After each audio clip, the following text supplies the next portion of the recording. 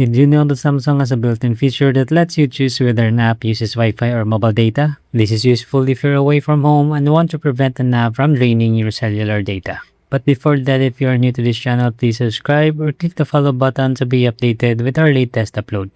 So here's how to do it. First, open the settings on your Samsung Galaxy phone. Now tap on Connections. Then tap Data Usage. And select Allowed Networks for Apps. Here you will see a list of your apps. Now tap the app that you want to restrict. Let's say for example YouTube. Now you will see in here different network options. Select Wi-Fi if you want to block the apps from using mobile data.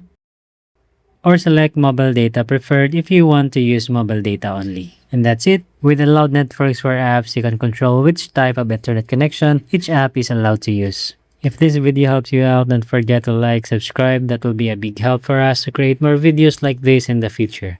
Until next time, peace out.